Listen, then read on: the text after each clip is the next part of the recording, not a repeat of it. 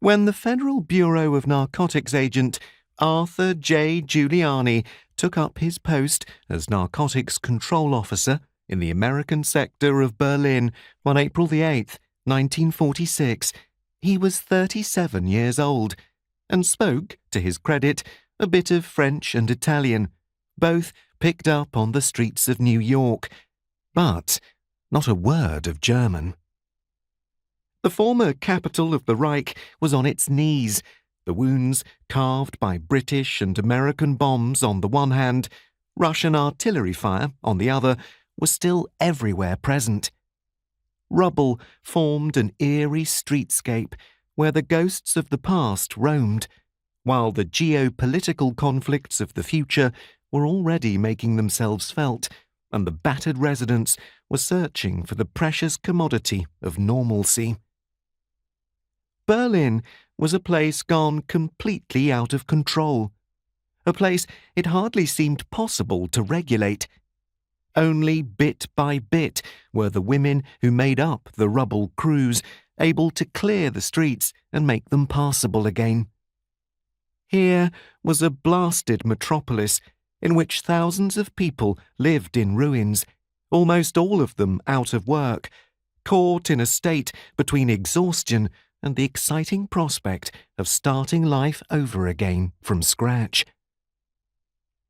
The shattered economy created a paradise for grifters and dealers. Anyone in need of the most basic necessities had to turn to the black market, where they could find anything that wasn't bolted or nailed down, from prosthetic limbs to garters.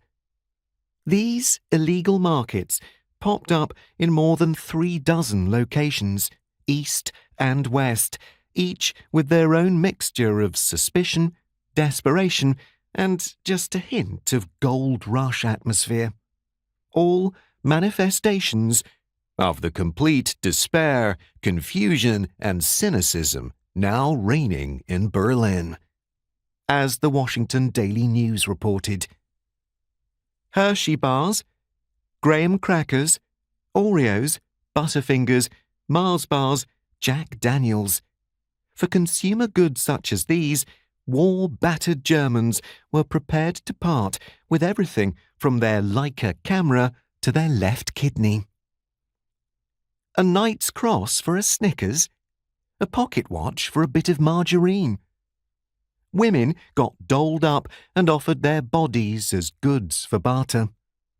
Shady characters paced back and forth, whispering appeals to passers-by, several watches on each wrist, an array of medals pinned to the inner lining of their long coats, hats tilted rakishly back on their heads, and a cigarette ever dangling from their lips, assuming they could get one. Allied soldiers waved fistfuls of money that they weren't allowed to send home. A contemporary criminologist summed up the situation around him. The phenomenon of crime in Germany has reached a level and forms unparalleled in the history of Western civilization.